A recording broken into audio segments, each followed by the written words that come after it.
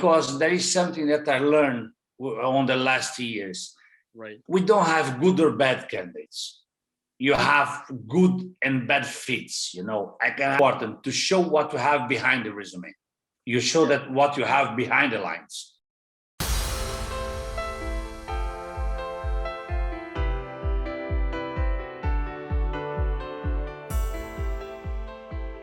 Hi, everyone, and welcome back to the Sporting Global podcast. And today I'm here with Cristiano. And Cristiano, how are you? How's life?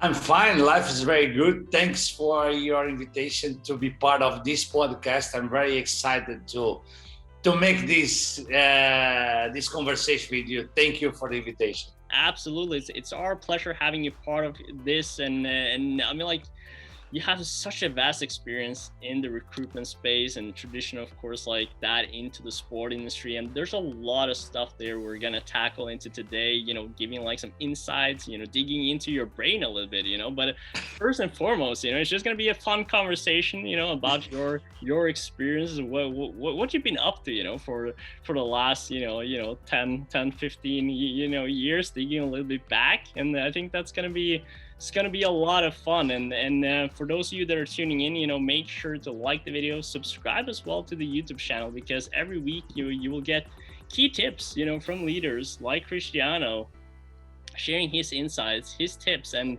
in this one, it's quite special. It's going to share a little bit his HR thoughts. The recruitment head is going to give you some advice on like what people are looking for when they're recruiting and stuff like that. So that's always helpful. And I mean, like, Cristiano, like, I just kind of like want to see, like, because the way you started your industry, like the way you started your career, like it wasn't really into recruitment. So how did your journey, I guess, into the recruitment industry begin? Yeah, it was not at all. I'm a production mechanic. I'm a mechanical production engineer. Yeah. I started working inside the industry, heavy industry. I started to work in the metallurgical industry. Right. During this time, I was working on the production. I was working inside the quality, inside the after sales. So learning a little bit about everything. Right. But on a certain moment of my career, I was not happy with the industry. I was not happy with the daily basis that I was having. And I started to apply looking for new jobs, and I started to apply for new jobs. And in a certain moment, during an interview, the girl that was interviewing me, she said, "Okay, you look like a headhunter. What do you think about being a headhunter?" I need to confess, on that moment, it was like a shock, Yeah. What? Headhunter? Come on, I'm an engineer.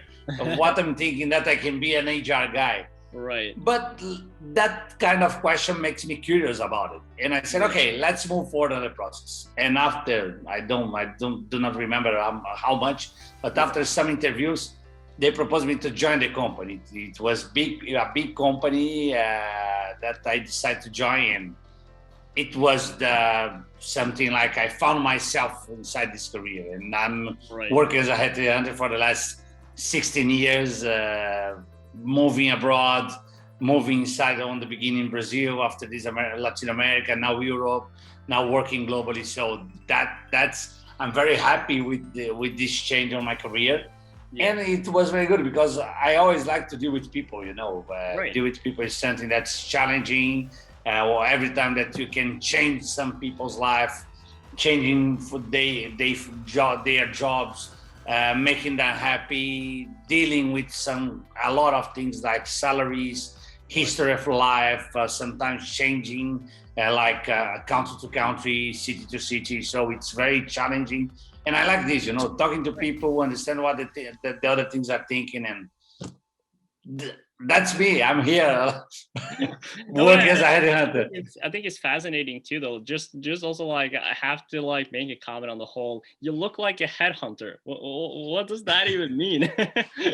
I think that when you look like a headhunter, that the headhunter should be someone that someone that like to be inside a relation. You need to like to talk to people. Right. You need to be someone that like to answer questions, to do questions. Every time that I was, for example, on vacation with my family, my wife says to me, okay, we are on vacation. Don't be a headhunter, because I'm always talking to everyone, always thinking about, okay, what you do for living, what is your job, what is your dream job.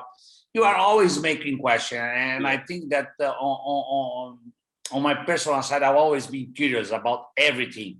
Try to learn the maximum that I can, even though that I did engineer, that I became an engineer. Sure. I always have my mind open to learn about everything, to learn about what's marketing, what's HR, what is, for example, the medical guys. Every time that I go with the doctor, I ask a lot of questions to understand about my body, to understand about my kids, and that's it. And I think that's it to be a headhunter.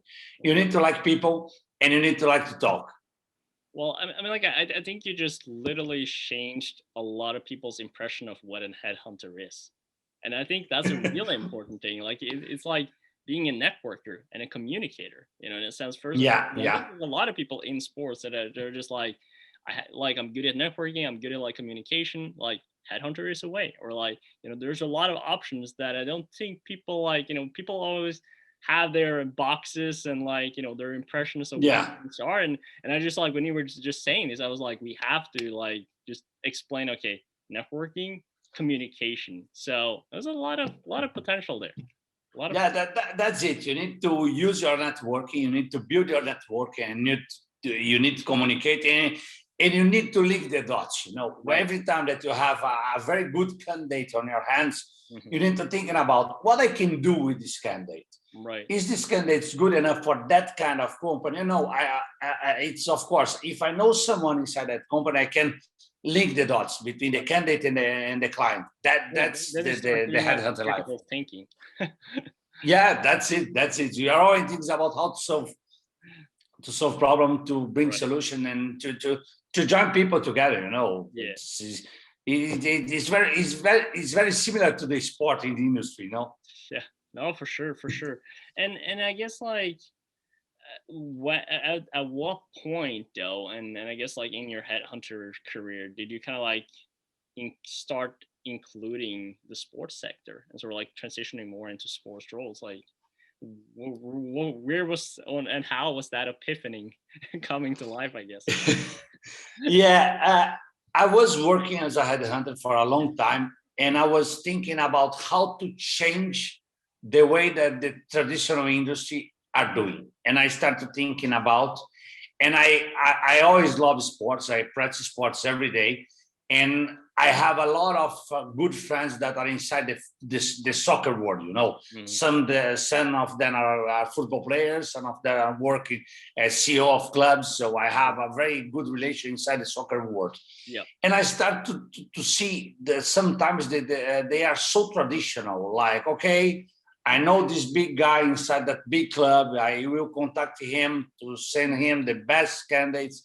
And sometimes they are not, I will not say they are not professional, but it's much more about the indication that bringing the real talent inside inside the club, inside everything. Yeah. And I said, okay, I can change this inside the industry. I will try to bring a new model that I will show to the clubs that are becoming more and more professional, that I will show to the clubs how you can bring a professional process of recruiting someone, not because it's an indication of the CEO, an indication of that political guy inside the club. Bring someone that really will really bring value added to the position. Someone that can really change something. Someone that, okay, I will bring you 3 to 4 candidates that I interviewed them, I asked them, I look their behavior, I look their technical competencies, I look everything. And now, after talking with, 20, 25 guys, I have these 3 guys that have matched with your position. Right. And this start some clubs start to be curious about it. Some sports leagues start to be curious about it. And I start to, okay, let's try. And I start to try, and then we are still, even that I'm working with this for the last 3 to 4 years, I'm still young on this inside this market. I'm still changing. I'm still talking to people to convince them that they can bring the professionalism to the process. And that's the moment that we are. But I really think that when you bring what you have on the market and show to them, okay, this guy that you have as an indication can be good, but let's try to compare this guy to the other 2 or 3 people that I have on the process. Let's have a neutral decision about, okay, who is the best guy to work with me? Who is the best candidate to work with me? Not the best indication, but the best candidate. Or the brother or sister of somebody in their in the organization, which has sort of like been a typical, I guess, history in sports, like over time as well. Not only, of course, like, in I guess like in your close network, but also like, former players or something like that going into roles, without necessarily that skill set or competency. So having those critical eyes and sort of like opening a lot of those, I guess, the aspect of like, okay, who's the best person for the job, and who at the end of the day is going to bring you money into the organization, or whatever what that goals are. So of course, there's several key factors there, and I guess like in a sense, help slowing down the pace a little bit of the industry, which kind of like seems ironic, but at the same time, like, I think every day, and we look at it now, even with like the Olympics and everything too, it's like it goes so fast. There's always, sport is so fresh, there's always something new. So you live in this fast-paced bubble where you think you don't really have time to make those decisions, so you kind of like just go based on, well, what do you know, or like what do you kind of like your safe spots, right? And then we as I guess like as in that recruitment space in sport has to kind of like help people slow down a little bit and just like, well, what is the best choice here? What is the smartest actually? And the sports is much more becoming professional. Right. Every time that you think about a club, for example, it's not a club, it's like a company. You need to thinking about your resources as your machines. You need to bring them on the best performance that they can have. Right. So to have this, you need to have an executive commission behind them, thinking and taking decisions about, okay, what I need to do to be profitable, what I need to do to bring the best results from the resources that I have. And I think that's something that we can change. For example, right now, I don't work recruiting inside the teams. For example, when I look to a football club, for example, I'm not working recruiting football players, for example, but I will go until the executive positions. And to show to them. And sometimes another day I was talking to a CEO of a club, and I said to him, hey, let's thinking about this resource inside the field. The coach asked for this resource, but this resource is not performing good. He's not playing. As a club, should we keep him or should we sell him? Should we think as a good resource that we can make money? And if we need to make money, maybe we need to prepare this guy to do 3, 4, 5 games to bring value added to the market and to negotiate him. So we need to think as an asset of the club, because that's what they really is. Right. No, 100%. And I guess like being now though in the recruitment space for like, the last, 15, 16 years. And I guess first and foremost, like how has the process, I guess, changed over time? And I guess like you touched a little bit upon, like, obviously we talked a little bit about the challenges, in sports, but what kind of like noticeable challenges did you see, going into the sport industry from like, your previous experience with other industries? Because obviously, there's a difference between, professionalism, where all these factors are. Like, what are some of the things that you've been kind of like, noticing? Or the biggest challenge is to have the first opportunity. Every time that you have the first opportunity, it's easy to show the good results. But the biggest challenge is for them to open the doors to test a new model. They are very traditional. They like to be on the old way. Even though the sports is becoming professional, it's something like it's evolutive. Every time that you talk to someone, it's like, okay, I know how to do it. I don't need your help. Oh no, I know how to do it. And that's why I'm very aggressive on this approach.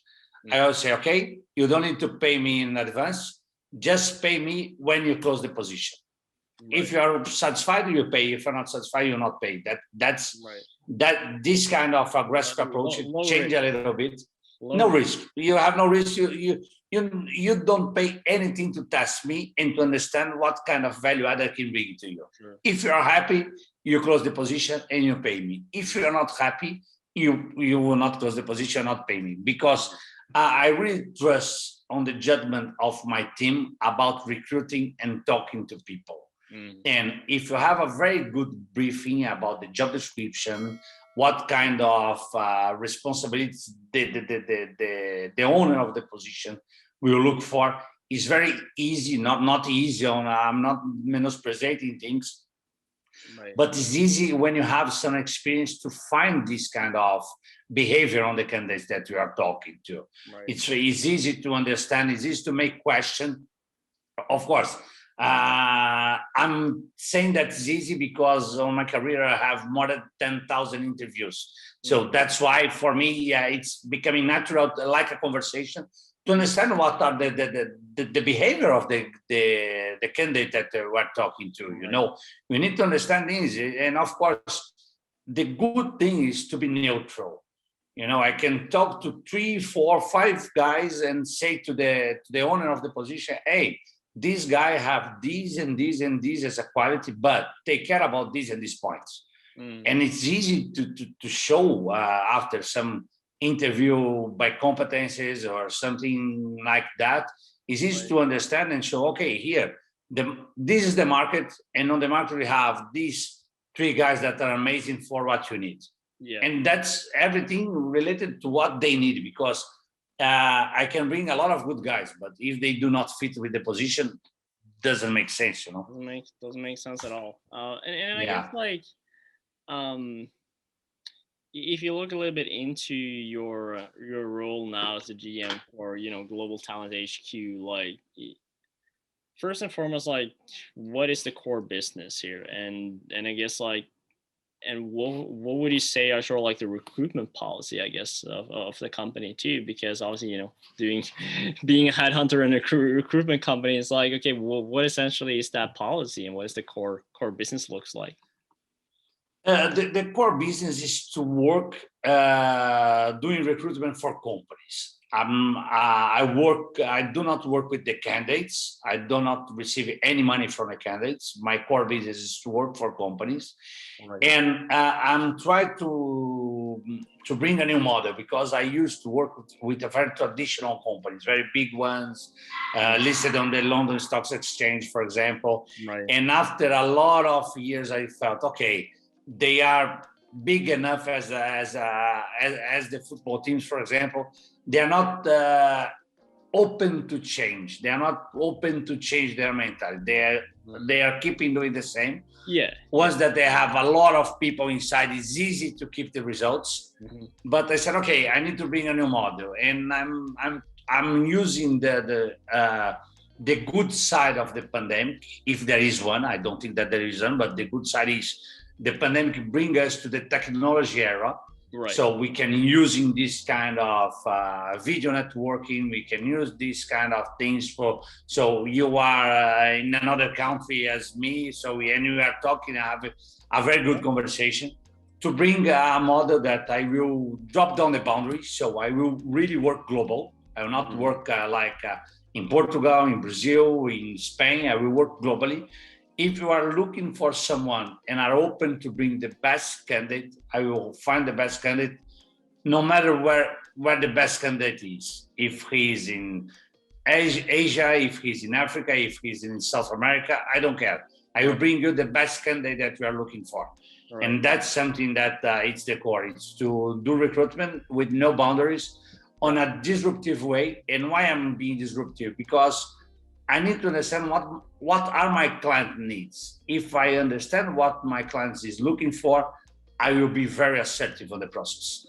If I thinking to do on the way that I always do, maybe I will do some mistakes, So like, that's obviously why, innovation and again, Yeah, like, new tools and solutions comes up, because yeah, as you were mentioned, like in those big corporations, it's easy to just, it's hard to have those major changes because there's so many, different stages you have to go through in order to make that happen. yeah, Also because they're comfortable, in their position, and it's kind of like, well, we do what we always have to do because it, kind of works, and yeah, I mean, like, say same for, with us at Sporting Global, where we sort of like, saw, okay, well, this is how, all these traditional job posting sites have been doing. So clearly there's a gap, to fill, and there's a better way to do it. So you got to shake things up.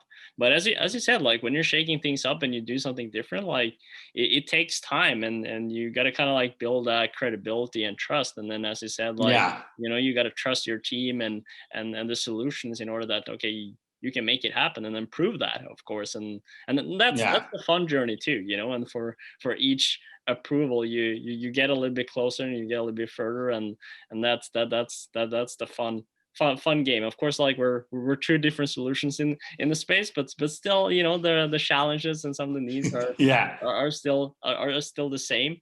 And I guess, like, you talked a little bit about already in terms of, understanding the client's needs, and the importance of that. And I guess being involved, with a lot of, high level, executive recruitment for organizations, like, what are some of the key traits that you look for, and I guess how do you adapt that to what the clients are looking for? I think that the key for this is to listen more than to talk, Mhm. because as we talked on the beginning, the headhunter is a real communicator guy. And sometimes it's not easy for a headhunter to stop talking and to listen Mhm. what the people are thinking, because it's saying, oh, I have 10,000 interviews, I always do on this way, I know Right. this guy, I know that guy, I know that one. And sometimes when the client is talking to you, and you think and you bring the two or first words, you say, okay, I know what we are looking for, I will do this. I know what we are looking for, I know the guy that can be fit for your position. And sometimes you need to slow down, Mhm. breathe a little bit, and listen to the client. Every time that you listen carefully to what are the client is saying, and talk to him about, okay, you are looking for someone with this kind of behavior, Right. but as my experience on the market, you need to open a little bit this kind of behavior, and we are in a good communication with your client, and you are on the same page. Yeah. The success of the job will be total. Right. If you're not listening, if you are in a hurry to start to producing, to send candidates, and okay, let's close it, Yeah. probably you take more time than you are thinking. No, for sure. And I think Yeah. that's the big challenge, because we need every time that you sit with a very big guys, they are opinion maker. Mm. They already have they already thinking what they need, and they are difficult to change a little bit their mindset. Right. And sometimes you need to show them, okay, I understand that you need to hire a Superman, Yeah. but on the price that you want to pay, you'll not find a Superman. So you need to think, and you need to Yeah. do this kind of demystification of the market. Yeah. And because we are working with people, unfortunately, I cannot type some codes on my computer and bring the exact candidate. So we Right. need to find someone that have this kind of behavior. Mhm.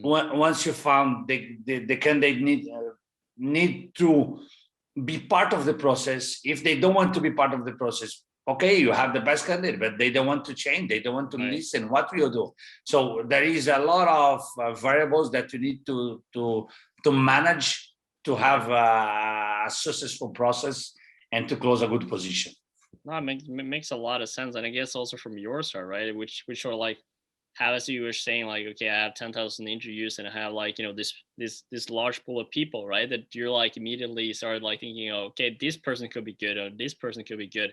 But then if you don't listen, enough to what the clients are looking for and what they want, then maybe your suggestions or the people that you are thinking about is not really the best fit after all. So it's like you said, like you gotta, okay, what exactly are you looking for? I guess like also almost solve their puzzle, because sometimes I guess the client doesn't always 100% know what they're looking for either, which is I guess it's almost the same as solve the magic cube, it's like to solve. You need the Rubik's cube. To solve it is not easy, because every time that you change this piece, you bring another. And I think that one of the keys is, as I said, is to listen, because there is something that I learned on the last years. Right. We don't have good or bad candidates. You have good and bad fits. I can have an amazing candidate with a very good universities, with a very good companies, and maybe this guy is amazing for that kind of companies, but it's not good for the other kind of companies. Right.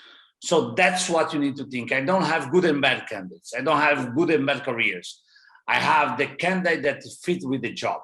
Right. And that's what you need to find, because sometimes, for example, I have someone with a university like Harvard, with an MBA in Stanford, for example, just thinking out loud about good universities, and we're working with Apple or Google or something like that. Okay, this should be a good candidate. Right. But maybe for my company, or for a company that we are small, that we are much more relationship, maybe they are not good enough.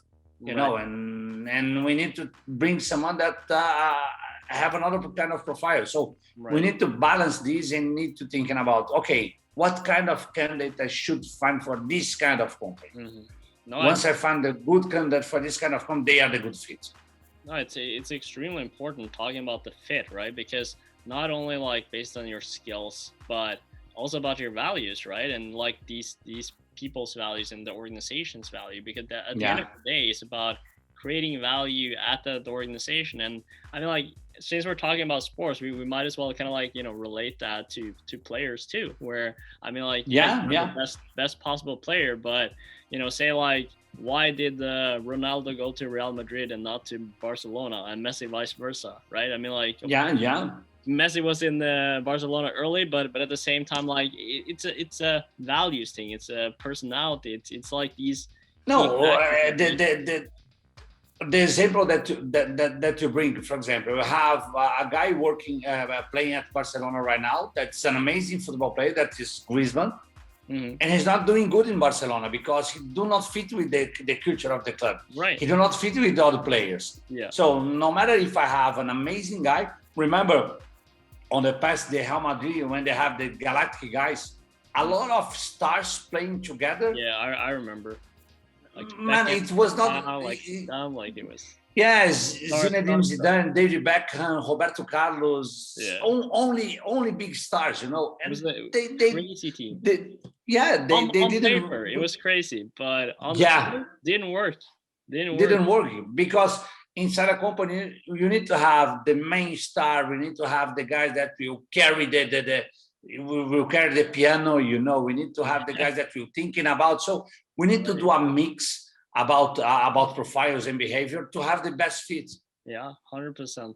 And I guess like we talked a lot about the companies, the more of the decision makers, but there's a lot of people, and that tends also to listen to our podcast, that are younger, like more of the younger generation that are now, like they're looking for jobs, they're like maybe having like some interview processes and trying to like find, I guess, their path a little bit in the industry. And I guess like, see, with your 10,000 interviews experience, like, I guess what tips do you have for them for like making that good first impression, which is so important in interviews? Like, what are some key tips, like some stuff that you've seen that you're like, this is some stuff to keep in mind?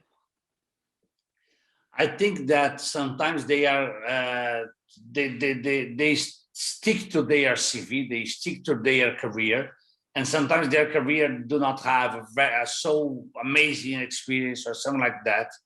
And when you take out from your resume and start to talking about yourself, about your behavior, about your history of life, and bring good quality of this kind of communication, for me, it's key, because there is a typical phrase: you hired someone by the technical side, but you fire someone for the comportamental side, for the behavior. So it's easy to teach the technical side, but it's not easy to teach the behavior. So my tip is show your behavior, connect with the interviewer, look into their eyes and talk, show attitude, show that you can really bring a difference, of course, without lying and without changing yourself. Because if you are changing yourself, if you are becoming a character to do this kind of interview, it's not easy to keep it.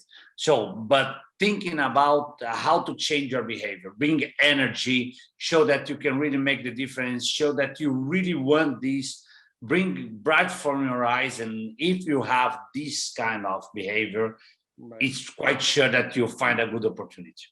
I think you're touching upon something really important too, of like, people are so focused on, their CV, in that interview, that they're like, oh, I got to explain all the stuff that I do. But then they're like, they forget to, showcase who they are, what makes them unique, like what makes them different from probably a lot of the same experienced candidates, that has this, maybe the same education, some of the same experiences. Like a lot of the things you see now, like it's people have a lot of the same stuff, like you see more and more people like with, say, like sport management, like master in sport management. You see a lot of people like having that, having that stuff. So then you're like, okay, but what, like, who do you like, how do you separate yourself? So that's where the personality and the values comes into place, where you like, and we talk about this all the time too, like when we have the conversations with universities, with students, I say, like, know yourself first, know who you are and what you're good at, what you stand for, because that's going to help you also finding the organizations that you want to work for and where you can provide value. So it kind of like goes back to what you were saying. It's like, and what is written in your resume is easy for anyone to see it. If when I read the resume, I saw what is written there. So, but when I'm talking to someone, I don't want to listen step by step from their career. Of course, I want to understand. So in that position, I did this, I did that, I changed this, I work as a team, I didn't work as a team. So I want to understand what have behind the lines, what have behind the resume. And of course, the resume, it's the guidance. As we talked previously about what kind of interview you do, what kind of conversation, it's much easier for me to have this kind of conversation without preparing anything, because I'm showing myself, If I'm preparing, okay, let's do this on a square way, that's my way of doing things. Sometimes we have some candidates that need to be a little bit more square about the way of doing things. But it's very important to show what you have behind the resume. You show that what you have behind the lines, because it's very easy to put everything on a paper, but sometimes not easy to sell what we are seeing on the paper. But if we want to, I guess, kind of like come to an end here and just think a little bit about like, what are like, I don't know, like 2-3 key questions that you kind of like always get in interviews that like a young professional should think about, like preparing about, I guess, in a sense of like, this is some stuff that you should know. Like what are kind of like the top 3, if you have that you would kind of like just share with them? I think this will change a little bit according to the experience, okay? But when you talk about young people, I think that one key question is, what are you looking for in your life? What is the legacy that you need to leave when you look your career from now to 10 years? So how can you see yourself in 5 to 10 years? I think that's key, because this will show their ambition, this will show how they want to be in their life. They are willing to be someone, not someone, okay, I'm good, and in 5 years I want to be working from home, for example. That should not bring, if you're talking about a club, if you're talking about something like that, that they want to grow, they want to see what we can bring as a legacy. Right. So that, for me, that's the quick question. Right. So how can you show yourself in 7 years? Another question that I like to do is, okay, you are young, we are building your career. If you want to bring something that you really make the difference during your life until now, what was the history? Something inside your house that you changed the way that your parents were thinking, something that you show your leadership without having a leadership experience, for example. Right. See, I think that I have these two questions that I always do to young people. Yeah. That really, in my opinion, really makes difference.